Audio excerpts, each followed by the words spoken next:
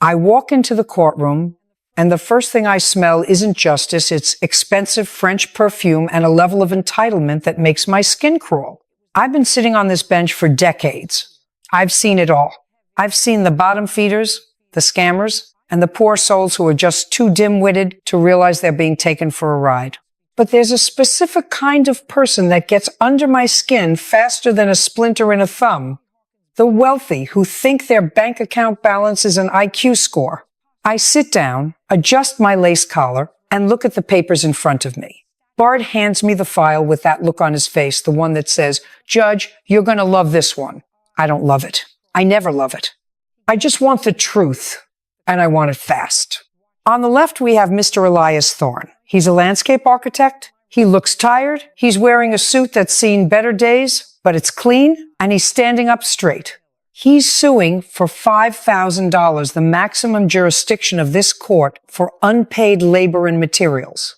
On the right, we have Mrs. Victoria Sterling. She's draped in enough jewelry to sink a small yacht. Her hair is coiffed to within an inch of its life, and she's looking at Mr.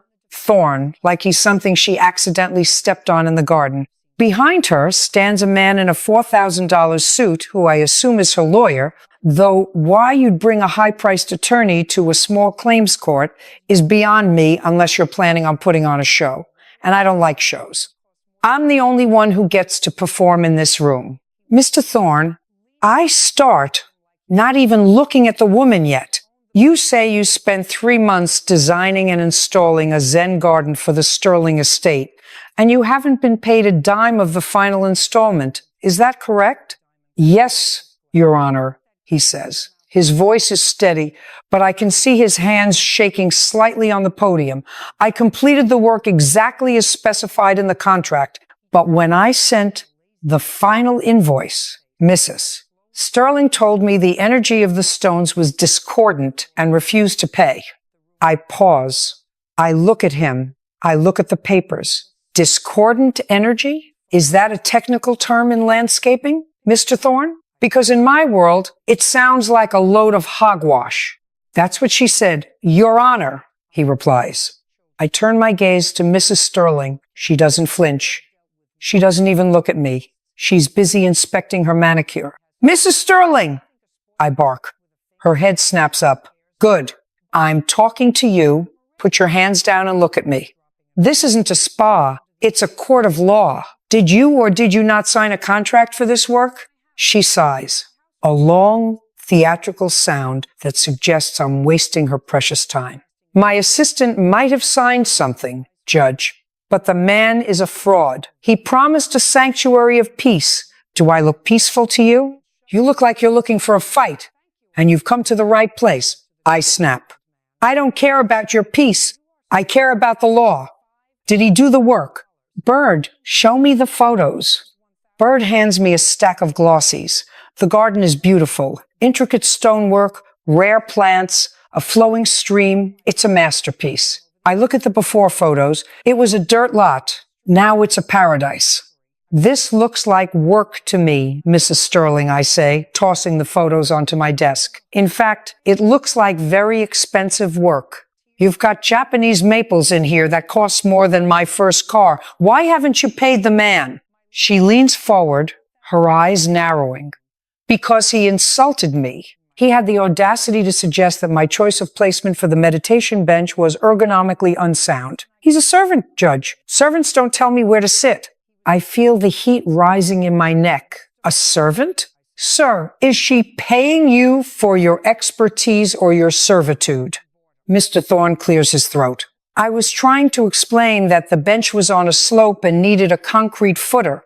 Otherwise it would tip. She told me to just do it and then complained when she almost fell off it. He's lying, Victoria Sterling screams. She doesn't just speak, she shrieks. He set me up. He wanted to see me fall. Shush, I yell, slamming my hand on the bench. Don't speak unless I ask you a question. You're not in your mansion now, Mrs. Sterling. You're in my house. And in my house, we don't scream like banshees. We use logic. If there is any left in that expensive head of yours.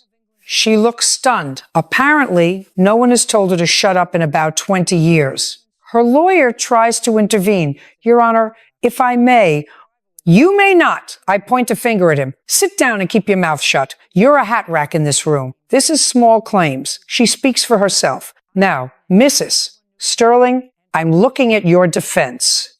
You claim emotional distress caused by a tilting bench. Do you have a medical report? Did you break a bone? Did you even bruise a designer buttock? She huffs. It's the principle, Judge Judy. The man is ungrateful. My husband's company is a major donor to the city's infrastructure. We basically built this town. People like Mr. Thorne should be honored to have our name on their portfolio.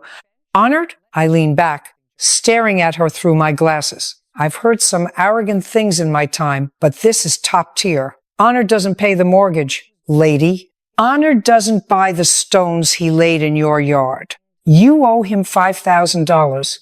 It's a drop in the bucket for you, and it's a life savings for him. Pay the man. I will do no such thing, she says, her voice turning cold and sharp. You don't understand how the world works, Judge. There are people who lead and people who follow. He is a follower, and you're just a public servant. I feel a smile tugging at the corners of my mouth. Not a happy smile, the kind of smile a shark gives right before it bites. A public servant? You're right. I serve the public by keeping people like you from trampling over people like him. And right now, the service I'm providing is telling you that you're losing this case. Bird, do we have the final invoice? As Bird moves toward the podium, Mrs. Sterling does something I've never seen in all my years. She doesn't just get angry. She transforms. She stands up, tall and rigid, and she walks right up to the edge of the bench, ignoring the stop line. Listen to me carefully, Judy, she says, her voice dropping to a low, dangerous hiss. The courtroom goes dead silent. Even the gallery stops breathing. My husband owns the banks that hold the city's debt. He owns the developers who build these courthouses. I don't care about $5,000. I could burn that in my fireplace to keep my feet warm.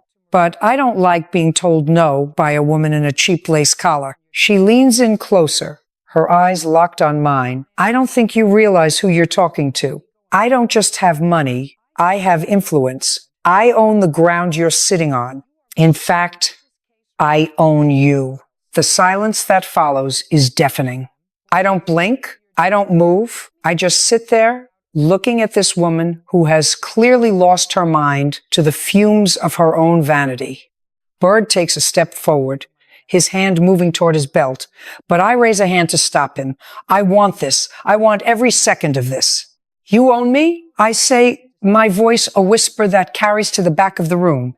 Lock, stock, and barrel. She says, a triumphant, wicked smirk spreading across her face. One phone call and your little television show is a memory. One word to the right person and you're back in a night court in the Bronx, handling traffic tickets. Now, are you going to dismiss this ridiculous claim, or do I have to make that call? I look at her for a long, long time. I look at the lawyer, who has turned a shade of gray that matches his suit. I look at Mr. Thorne, who looks like he wants to disappear into the floorboards. Then I pick up my gavel. I don't hit the block yet. I just hold it. Mrs. Sterling, I say, my voice perfectly calm, you've made a very big mistake. You see, there's one thing you can't buy, no matter how many banks your husband owns. And what's that? She sneers. The truth, I say. And the truth is, you're a bully. And I've spent my entire life punching bullies in the nose. I let the silence hang in the air for a beat too long. I want her to feel the weight of it. I want her to realize that for the first time in her pampered, bubble-wrapped life, she stepped into a ring with someone who doesn't care about her last name or the zeros in her bank account. Bird, I say, my eyes never leaving hers. Does it look like I'm owned by anyone? Bird doesn't even crack a smile, but I see the glint in his eye. Not from where I'm standing, Judge? Exactly, I snap. I look back at Victoria Sterling. She's still standing there, smirking, waiting for me to crumble. She actually thinks this is a movie where the villain wins by waving a checkbook. Sit down, Mrs. Sterling. Now, before I have Officer Bird help you find your seat in a much less comfortable room downstairs, Her lawyer finally finds his voice, though it's 2 octaves higher than it was 5 minutes ago. Your Honor, my client she's under a lot of stress. The renovations have been taxing. She didn't mean, don't tell me what she meant, I roar. She said it. She said she owns me. She said she owns the ground this court is built on. Let me be very clear with you, counselor. If your client has a receipt for my soul, she'd better produce it right now, or she'd better start writing a check to Mr. Thorne. Victoria Sterling sits, but she doesn't tuck her tail. She crosses her legs and sighs, looking at the ceiling. This is so tedious, she mutters. Tedious? I lean forward, my voice dropping to that dangerous low. You know what's tedious? Working 40 hours a week in the sun, hauling stones and planting trees for a woman who thinks thank you is an optional accessory. Mr. Thorne, let's get back to the facts. You have a signed contract. Show me the signature. Mr. Thorne hands a document to Bird, who brings it up to me. I scan it. It's a standard service agreement. $25,000 total. $20,000 paid. $5,000 remaining upon completion. And right there, at the bottom, is a signature that looks like a bird had a seizure with a fountain pen. Is this your signature, Mrs. Sterling? I ask. It's a scrawl, she says dismissively. I was in a hurry. I was headed to a charity gala for underprivileged children. You'd think someone like you would appreciate that. I don't care if you were headed to the moon to hand-deliver cheese to the man on the moon. I snap. Is this your signature?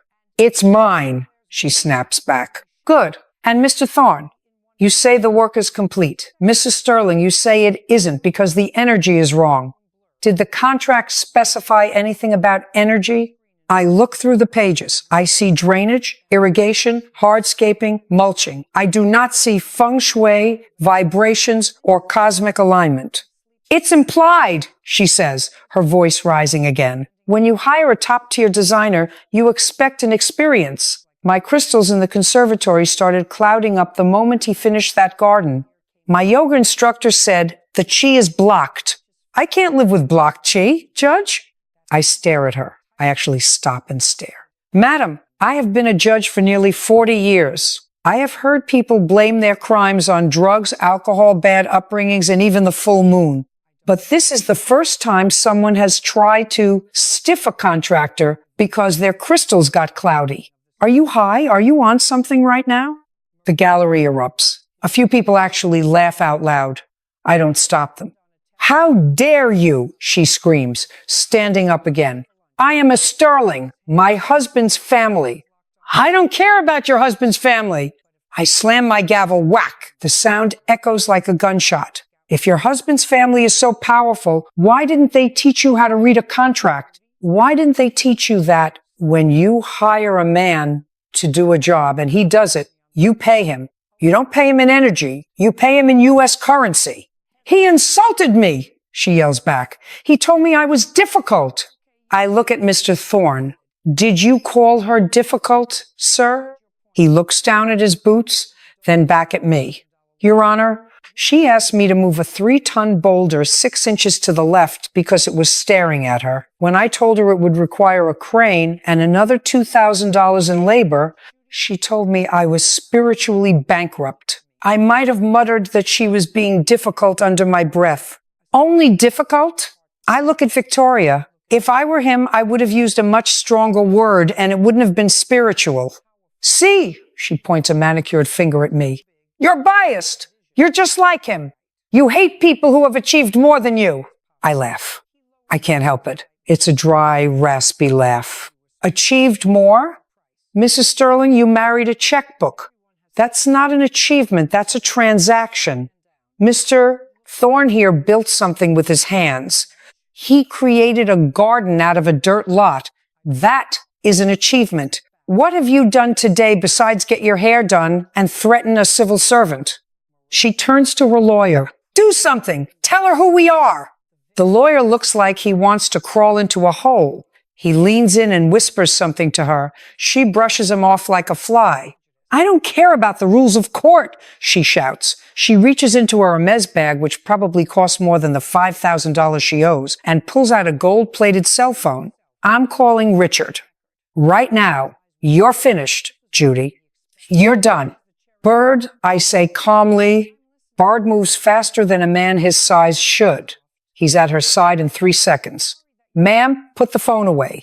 Electronic devices are not permitted to be used while court is in session. Get your hands off me, she shrieks. Do you know what this suit costs? This is silk. I don't care if it's spun from the cocoons of magical worms. I say, my voice rising to match her pitch. Put the phone down, or you're going to spend the night in a cell where the only thing you'll be owning is a plastic tray of mystery meat. Do you understand me? She freezes. She looks at Bird, who is a very large man with a very heavy belt. She looks at me. She sees that I am not blinking. She sees that I am actually hoping she tries to make that call. I want her to try. I want to hold her in contempt so badly I can taste it. Slowly, she lowers the phone. Her face is a shade of purple I usually only see on eggplants. Good, I say. Now, let's talk about this emotional distress you mentioned in your countersuit. You're suing Mr. Thorne for $100,000 because you claim the bad energy of the garden caused you to lose a lucrative modeling contract for a luxury skincare line. Is that correct? She smooths her hair, trying to regain her dignity. Yes. I was so distraught by the disharmony in my backyard that I developed a breakout, a blemish, right here. She points to a spot on her cheek that is so covered in foundation it looks like a plaster wall. The agency said I was unshootable. I lost the contract. It's his fault. I pick up a magnifying glass I keep on my desk. I lean over. Bard, bring her closer. I want to see this $100,000 pimple. She recoils. Don't touch me. I'm not touching you. I'm looking at you. Move up. She begrudgingly steps forward. I peer through the glass. I don't see a blemish, Mrs. Sterling. I see a woman who is trying to scam a hard-working man out of $5,000 by using a strikeout as an excuse. Do you have a letter from this agency? Do you have a doctor's note stating that bad garden energy causes acne? It's a known fact in holistic circles, she cries. This isn't a holistic circle. This is a court of law. We deal in evidence. We deal in, did you do the work and did you pay the bill? I slam my hand down again. I've heard enough. I don't need to hear another word about your chi, your crystals, or your husband's bank account. But I haven't finished my defense, she yells. Your defense is a fairy tale, and I'm not in the mood for a bedtime story. I snap. I'm ready to rule, but first, I want to address something you said earlier. You said you own me. I stand up. I'm not a tall woman, but when I stand up on that bench, I feel 10 feet tall. I look down at her. I've been a judge in New York City. I've looked murderers in the eye. I've looked at the worst humanity has to offer. And not once has anyone had the sheer, unadulterated gall to stand in my courtroom and tell me they own me. You think your money makes you a god? You think it makes you immune to the rules that the rest of us have to follow? I pick up my pen. Well, I have news for you, Mrs. Sterling. In this room, the only thing that has power is the truth. And the truth is, you're a common thief. You stole this man's time. You stole his labor. And you tried to use your husband's shadow to scare me into helping you commit that theft. I start writing on the judgment sheet. The scratching of my pen is the only sound in the room. Victoria is vibrating with rage, her breath coming in short, ragged gasps. I am awarding the plaintiff, Mr. Thorne, the full $5,000, I announce. No, she screams. Wait, I'm not finished, I say, looking up. I am also dismissing your countersuit with prejudice. It is frivolous, it is insulting, and if I could fine you for wasting my time with it, I would. But I'm not done yet. I look at her lawyer. Counselor, you're going to have a very long talk with your client about the definition of contempt of court. Because if she says one more word, if she so much as breathes in a way that sounds like a protest, I am going to have her hauled away. You can't do this! Victoria shrieks, her voice cracking. I'll have your job. I'll buy this whole network and fire you by lunchtime. I smile. It's the shark smile again. Bird, take her. The room gasps. What? The lawyer stammers. Your Honor, please. I gave her a warning. I say, my voice is cold as a Siberian winter. She ignored it. She just threatened the court again. Bird, escort Mrs. Sterling to the holding cell. She can stay there until she cools off. Maybe the energy in the cell will help clear up her complexion.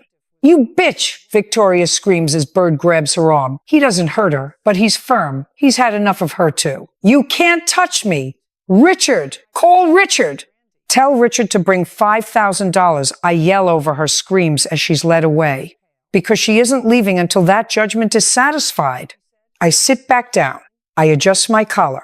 My heart is pounding, but my hands are steady. I look at Mr. Thorne. He's standing there with his mouth open, looking at the door where the billionaire's wife was just dragged through. Mr. Thorne, I say. He looks at me, blinking. Yes, Your Honor? Next time I say, get the money up front. And if they start talking about energy, run the other way. Case closed. I slam the gavel. Whack! But as I watch them clear the courtroom, I know this isn't over. A woman like Victoria Sterling doesn't go quietly into a holding cell, and I have a feeling Richard is going to be more than just a name on a checkbook. I head back to my chambers, my mind already racing. I've dealt with rich bullies before, but there was something in her eyes, a level of genuine delusion that usually comes with a lot of backup. I sit down at my desk and Bird walks in a few minutes later. She's in the cell, Judge, he says, leaning against the doorframe. She's currently trying to tell the walls that they're fired. Did she get her phone call, I ask? She's making it now, Bird says. And Judge? She didn't call a lawyer. She called the mayor's office. I lean back and let out a long breath. The mayor, huh? Well, Bird, I hope the mayor likes gardening, because he's about to get a very messy earful. The phone on my desk doesn't just ring, it screams. It's the direct line from the supervising judge's office. I look at it for a second, savoring the silence of my chambers before the storm hits. I know exactly who is on the other end. Victoria Sterling's phone call didn't go to a lawyer or a florist. It went straight to the top of the food chain. I pick it up. She's in the cell, Harold. Save your breath. Judy, Harold's voice is strained, the sound of a man who has spent too many years navigating the political swamp of New York. Do you have any idea who you just put in lockup? That's Victoria Sterling. Her husband, Richard, I know exactly who he is, Harold, I interrupt, leaning back in my chair. He's the man whose wife thinks she can walk into a court of law and treat it like a private country club. She stood there in front of God and everyone and told me she owns me. Now, correct me if I'm wrong, but the last time I checked, my soul was still my own property, and so is this courtroom. She's calling the mayor Judy. She's calling the commissioner. This is going to be a PR nightmare. Let them call, I say, my voice dropping to a low, cold hum. Let them all call. I'll give them the same answer I gave her. In this room, the law is the only thing that matters.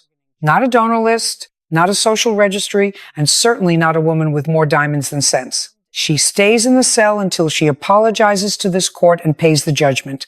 Case closed. I hang up before he can respond. I look at Bird, who is leaning against the doorframe, looking entirely too amused. The mayor's office is on line 2, Bird says, pointing to the blinking light. Let it blink, I say. I have a trial to finish. Bring in the next case. But before Bird can move, the heavy oak doors of the courtroom burst open. This isn't a bailiff. This isn't a clerk. This is a man who walks like he's walking onto his own private jet. He's in his late 50s, silver-haired, wearing a suit that probably costs more than the average American's house. Behind him are 3 men with briefcases. The legal cavalry has arrived. This must be Richard Sterling. I don't wait for him to speak. I walk back out onto the bench. I don't care if I'm technically in recess. If he wants a show, I'm the director. Mr. Sterling, I presume? I say, sitting down and looking at him over my glasses. The man stops at the bar. He doesn't look angry. He looks annoyed, like he's dealing with a malfunctioning toaster. Judge Shaindlin, I believe there's been a misunderstanding. My wife is currently being held in a holding cell like a common criminal. Your wife is a common criminal at the moment, Mr. Sterling, I snap. She's in contempt of court. She attempted to intimidate a judge. She refused to satisfy a legal judgment. And she's currently shrieking so loud the people in the basement can hear her. So, if there's a misunderstanding, it's on your end. Richard Sterling takes a step forward. His lawyers fan out behind him. I've already had my office wire the $5,000 to the plaintiff's account. The debt is settled. Now, I'd like my wife released. Immediately. The debt is settled? Good. That's step one, I say, tapping my pen on the desk. Now let's talk about step two. The respect for this institution. Your wife told me she owns me, Mr. Sterling. She told me she could have me fired by lunchtime. Does she speak for you when she says those things? Richard Sterling sighs. He looks at me with a patronizing tilt of his head. Victoria is passionate. She's used to getting what she wants. We all are. Now, I don't want to make this unpleasant. I've already spoken to the network executives. They're very concerned about the optics of this situation. They'd like to see this resolved quietly. I feel the familiar heat rising. This is it. This is the I own you moment, just delivered with a silk tie instead of a screech. Are you threatening me, Mr. Sterling, I ask? My voice is quiet. When I'm quiet, that's when people should start running. Because it sounds like you're telling me that if I don't let your wife go, you're going to use your influence to make my life difficult. I'm saying that the world works on relationships, Judge, he says. He leans on the podium, looking me dead in the eye. And you've just damaged a very important one. My wife isn't an architect or a gardener. She's a Sterling. We don't sit in cells. We don't get schooled by TV judges. Now, release her, and we can all forget this happened. I look at him. I look at his lawyers. I look at Bird, who has moved closer to the bench, his hand resting on his belt. The air in the room is thick enough to cut with a knife. You know, Mr. Sterling, I start my voice gaining strength. I've spent a lot of time in this robe. I've seen people who have nothing, people who are one paycheck away from the street, and they still have more dignity in their pinky finger than you and your wife have in your entire estate. You think your money makes you a different species. You think the rules are for other people. I lean forward over the edge of the bench. But here's the thing about a courtroom. It's a leveling ground. When you walk through those doors, your bank balance stays outside. Your relationships stay outside. All that matters is what you did and what the law says about it. Are you finished with the lecture? Richard asks, his voice turning cold. Because my patience is wearing thin. I'm just getting started, I bark. Bird, bring Mrs. Sterling out here. I want her to see this. A few minutes later, Victoria Sterling is led out. She looks disheveled. Her hair is a mess, and her mascara is running. The moment she sees Richard, she lets out a sob. Richard, do something. She put me in a cage. There was a woman in there who asked me for my shoes. Be quiet, Victoria, Richard says, though his eyes stay locked on mine. The judge was just about to tell us how she's going to fix this. Fix this? I laugh. Oh, I'm going to fix it. Mr. Sterling, you said you paid the $5,000? That takes care of the civil suit, but the contempt charge, that's my call. And your wife's behavior since she got here has been nothing short of disgraceful. I look at Victoria. You told me you owned me. You told me you owned the ground I'm sitting on. Well, let's see how much you own when the cameras are off and the doors are locked. I turn back to Richard. You want her out? Fine. But she's going to apologize. Not to me. I don't care about your apology. You're going to apologize to Mr. Thorne, the man you tried to cheat. And then you're going to apologize to the court for the spectacle you've made. Victoria looks like she's about to faint. Apologize? To him? Richard, tell her no. Richard looks at me. I see him calculating. He's looking for the exit, the loophole, the way to win. But there isn't one. Not today. Judge, he says, his voice like gravel. You're making a very big mistake. You might think you're untouchable because of your ratings, but everyone has a price. Everyone can be bought or broken. The room goes dead silent again. He didn't just say it. He confirmed it. The I own you wasn't just his wife's hysteria. It was their family creed. I feel a strange sense of calm wash over me. I've reached the point of no return, and honestly, it's a beautiful place to be. Bird, I say, my voice steady and clear. Yes, Judge? Mr. Sterling just made a direct threat to a sitting judge in open court. Did you hear that? Bird nods. Loud and clear, Judge. Good, I say. I pick up my gavel. My hand is as steady as a rock. Mr. Sterling, you think everyone has a price? Well, today, your price just went up. Victoria Sterling, you are sentenced to 48 hours in the county jail for contempt. And Richard Sterling, since you seem so fond of your wife's company, and since you've seen fit to threaten me in my own courtroom, I'm holding you in contempt as well. Bird, take them both. The explosion of noise that follows is like a bomb going off. Victoria is screaming. Richard's lawyers are shouting, objection, and you can't do this, and do you know who we are? I hit the gavel, whack, whack, whack, until the wood nearly cracks. I know exactly who you are, I yell over the chaos. You're two people who think the law is a suggestion. Well, for the next 48 hours, the law is going to be the four walls of a cell. Get them out of my sight. As Bird and two other bailiffs move in, Richard Sterling finally loses his cool. He doesn't look like a billionaire anymore. He looks like a cornered animal. You're dead, Judy, he snarls as they lead him away. I'll buy this building and turn it into a parking lot. I'll have you disbarred by Monday. I'll see you on Tuesday then, I yell back. And bring a better lawyer. Yours is useless. The doors slam shut. The courtroom is suddenly eerily quiet. Mr. Thorne is still standing at his podium, looking like he's just witnessed a natural disaster. I sit back. I'm shaking, just a little, but the adrenaline is pure. I look at the gallery. Everyone is staring at me like I've just slain a dragon. Next case, I say, my voice cracking just slightly. But as I look down at my papers, I know the real battle is just beginning. Richard Sterling meant what he said. He has the power, the money, and the ego to try and burn it all down. I look up at the American flag behind me. Not today, Richard, I think. Not on my watch. I head back into chambers after the session, and the silence there is heavy. Bird comes in a few minutes later, tossing his hat on the sofa. Well, he says, that was a first. Usually, people wait until they're in the parking lot to threaten to buy the building. Did they get them processed? I ask, rubbing my temples. They're on their way to county now, Bird says. But Judge, the phones haven't stopped. The governor's office called. The network president is on his way here. And there's a fleet of black SUVs parked outside. I look at him. Do they think I'm going to change my mind, Bird?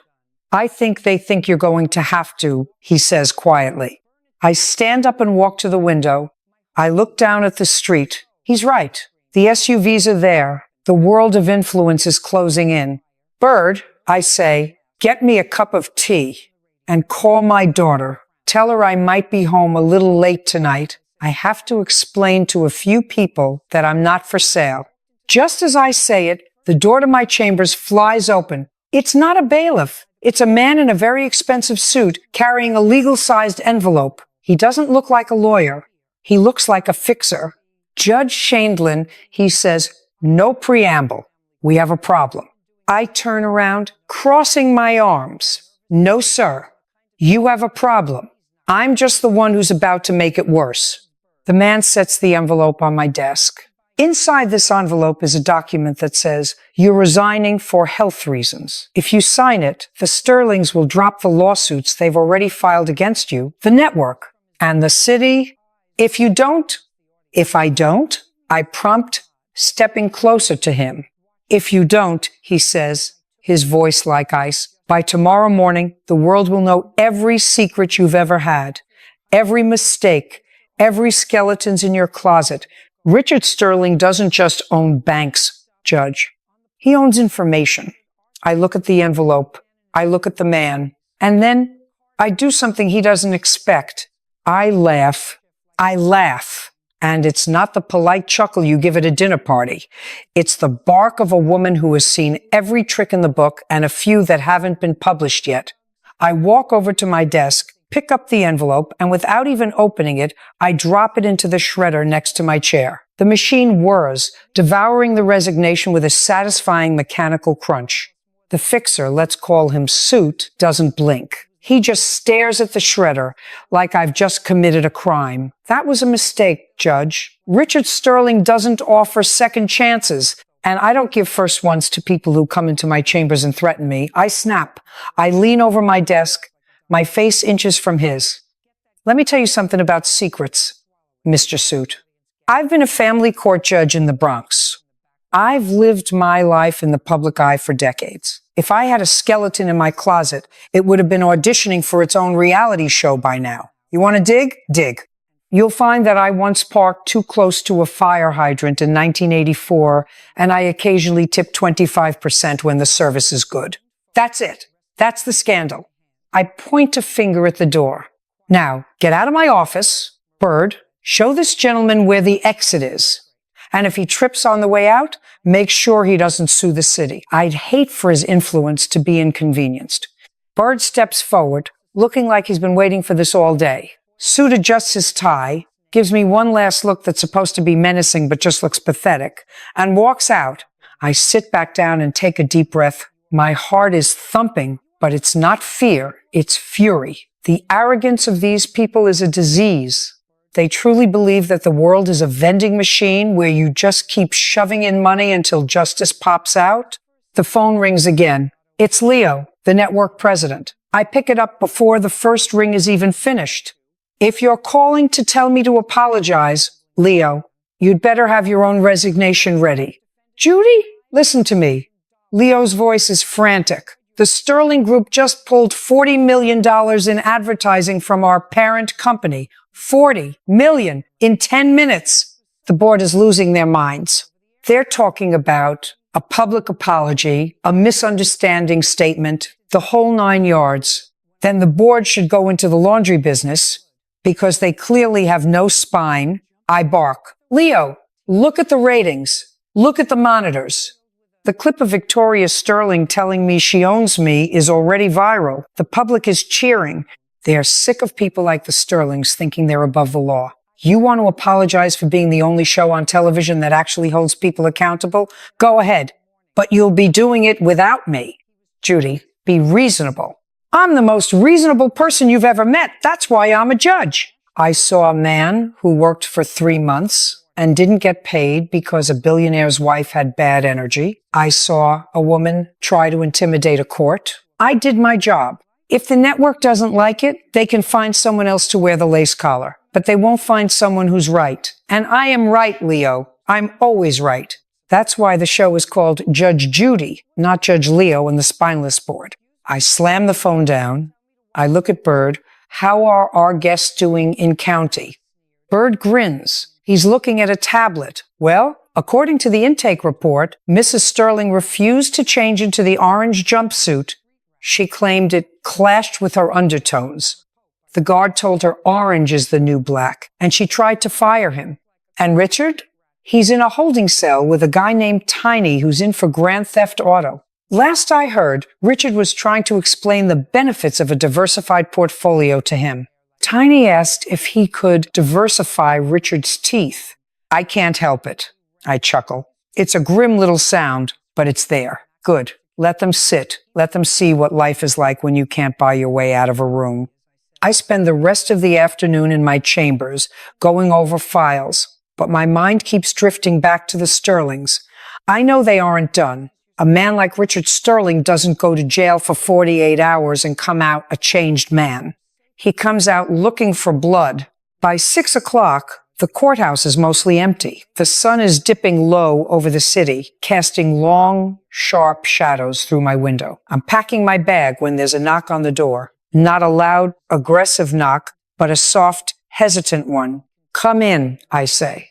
The door opens, and Elias Thorne walks in, the gardener. He looks even more tired than he did this morning. He's holding a manila envelope. Mr. Thorne, what are you doing here? You should be home celebrating. You got your money? He walks to my desk and lays the envelope down. I did, Your Honor. The wire went through an hour ago.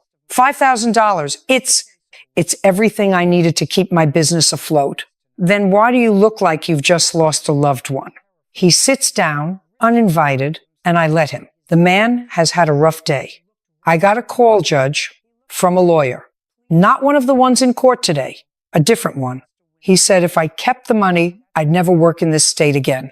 He said every contract I have would be canceled by tomorrow morning. He said the Sterlings would make sure no one ever let me touch a blade of grass again. He looks at me, his eyes wet.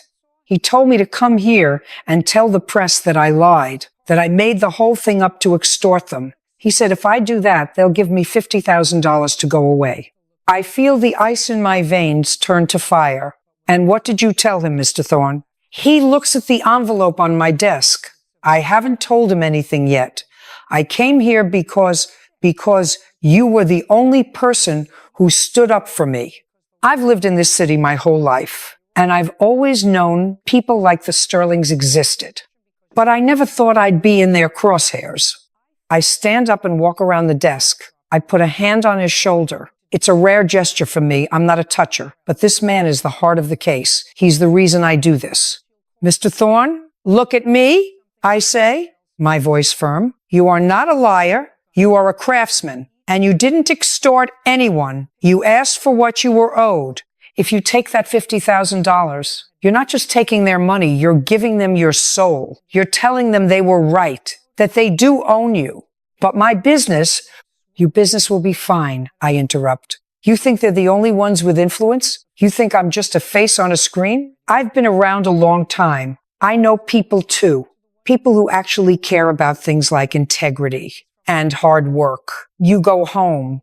You keep your $5,000. And if anyone calls you to cancel a contract, you tell them to call my office. He looks up at me, hope flickering in his eyes. You do that? I just did, I say. Now get out of here. And for heaven's sake, buy yourself a decent meal. You look like you haven't eaten since the Reagan administration. He smiles, a real one this time, and stands up. He thanks me 3 times before he finally leaves. When the door closes, I turn to Bird. Did you get that? Bird steps out from the shadows near the coat rack, holding a small digital recorder. Every word, Judge. The threat, the bribe, the whole thing. Good, I say, grabbing my coat, because I have a feeling the secrets Richard Sterling wanted to leak are going to be nothing compared to the one I'm about to drop on the morning news. I walk out of the courthouse, the wind whipping my coat around my legs. The black SUVs are still there. The men in suits are watching me. I don't look at them. I walk straight to my car, my head held high. They think they own the city. They think they own the law. They think they own me. They're about to find out that Judge Judy isn't just a name on a paycheck. It's a verdict. And court is back in session tomorrow morning. I drive home in silence, the city lights blurring past. I'm thinking about the look on Victoria's face when she was led away. I'm thinking about Richard's snarl. They're used to people bowing. They're used to the world bending to their will. But I've never been good at bending. My mother used to say I was born with a straight spine and a loud mouth, and I've spent 70-odd years proving her right. When I get home, my daughter is waiting for me. She's seen the news. Everyone has. Mom, she says, are you okay? The internet is melting down. I'm fine, Nicole, I say, dropping my keys on the table. I'm better than fine. I'm doing my job. They're saying Richard Sterling is going to sue the network for $100 million. They're saying he's going to have the show canceled by Friday. I walk to the kitchen and pour myself a glass of water. Let him sue. Let him scream. He's in a cell right now, Nicole. A billionaire in a room with a man named Tiny. I think for the first time in his life, Richard Sterling is realizing that his checkbook has a limit. But as I sit down, the weariness finally starts to seep in. It's been a long day, a long, ugly day. And I know that tomorrow the pressure will be 10 times worse. The network will be breathing down my neck. The lawyers will be filing motions. The press will be camped outside my door. But I'm not worried because I have the truth. And in my world, the truth is the only currency that never devalues. I go to bed, but I don't sleep much. I keep rehearsing the words I'm going to say when the cameras turn on tomorrow. I keep seeing the garden, the beautiful, peaceful garden that Elias Thorne built.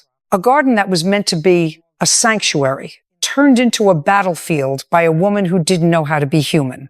At 5 a.m., my alarm goes off. I'm up for the first beep. I dress slowly, carefully. My lace collar is crisp. My robe is pressed. I look at myself in the mirror. "You don't own me," I whisper to the reflection. I head back to the studio. The atmosphere is electric. Everyone is whispering. The security has been doubled. Leo is standing in the wings, looking like he hasn't slept in a week. "Judy," he says as I walk past. "The Sterling's lawyers are in the green room. They want to talk." "I don't talk in green rooms, Leo," I say. Not stopping. "I talk on the bench. If they have something to say, they can say it in front of the world." I walk onto the set. The audience is buzzing. The cameras are repositioning. I take my seat, and for a moment, everything is still. "Call the first case," I say. But it's not a new case. The doors open, and it's not a litigant. It's the fixer from yesterday, Suit, along with a woman I haven't seen before. She's carrying a briefcase that looks like it's made of dragon skin. "Your Honor," Suit says, stepping forward, "we have an emergency motion." I don't do motions on this show. I say, "State your name for the record and get to the point." "My name is Sarah Vane. I represent the Sterling estate. We are here to serve you with a restraining order and a notice of intent to sue for defamation, false imprisonment, and judicial misconduct." I look at her. She's young, sharp, and clearly thinks she's the smartest person in the room. "A restraining order?" I ask. "On what grounds?" "On the grounds that you have used your position to harass and humiliate my clients for the purpose of television ratings," she says, her voice echoing in the studio. "We are also demanding the immediate release of Mr. and Mrs. Sterling." I lean back. I look at the camera. I know millions of people are watching. This isn't just a case anymore. This is a referendum on whether the law applies to everyone or just the people who can't afford. A Sarah Vane. "Well, Miss Vane," I say, "that's a very impressive list of words, but I have a list of my own." I reach under my desk and pull out the recording Bird made yesterday.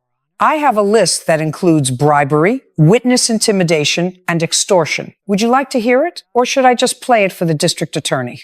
The color drains from Miss Vane's face so fast I think she might actually faint.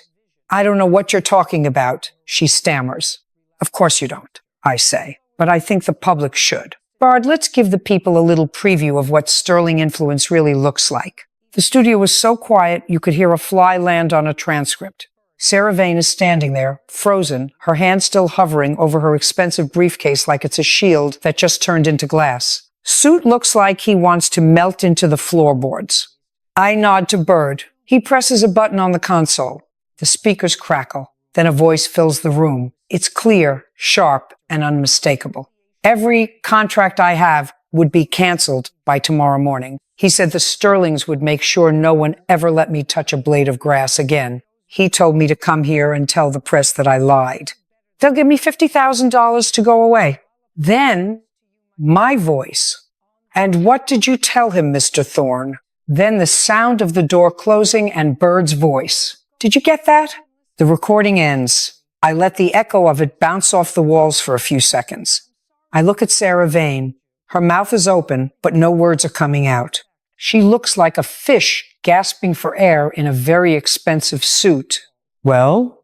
I lean forward, resting my chin on my hand. "Are you still waiting for me to sign that restraining order, Miss Vane? Or do you want to explain to the millions of people watching why your clients are trying to bribe a witness in a civil case?" "Your Honor," she stammers, her voice shaking, I have no knowledge of this recording. This is highly irregular. It's inadmissible. This isn't a criminal trial yet, counselor," I bark. "This is my courtroom, and I just heard evidence of a felony being planned in my own building. You talk to me about irregular? Attempting to suborn perjury is irregular. Threatening a man's livelihood is irregular. Telling a judge she's owned is irregular. I stand up, and this time, I don't just feel 10 feet tall, I feel like a mountain. You come in here with your dragon skin briefcase and your fancy motions, thinking you can bully me into silence? You think because I have a television show, I've forgotten how to be a judge? I was a judge before you were out of diapers, and I'll be one long after your clients are a footnote in a bankruptcy filing. Bird steps forward. Judge, the sheriff's office is on the line. They've finished processing the Sterlings at county. They're asking if you want them transported back here for the hearing on the contempt charge. Oh, you bet I do, I say, a cold smile spreading across my face. Bring them in. And tell them to leave the jewelry in the locker. I want them in orange. I want the world to see what influence looks like when it hits a brick wall. 20 minutes later, the back doors of the courtroom swing open. The audience gasps. It's a collective intake of breath that sounds like a gust of wind. Victoria Sterling walks in first. She isn't draped in silk anymore. She's wearing a bright orange jumpsuit that's 3 sizes too big. Her hair, usually a masterpiece of high-end styling, is matted and dull. She looks smaller, fragile. But the moment she sees me, that entitlement flares up again. Behind her is Richard. He's in orange too. He looks like a man who has spent the last 14 hours staring at a concrete wall and realizing he couldn't buy his way through it. He looks tired, but he still has that look in his eyes, the look of a man who thinks this is just a temporary setback. They are led to the defense table. Sarah Vane rushes to them, whispering furiously. I watch Richard's face change as she tells him about the recording. He looks at Suit, who is staring at his shoes. Richard's jaw tightens. He looks at me, and for the first time, I see a flicker of something that might be fear, or maybe just the realization that he's finally met someone he can't intimidate. Sit down, I command.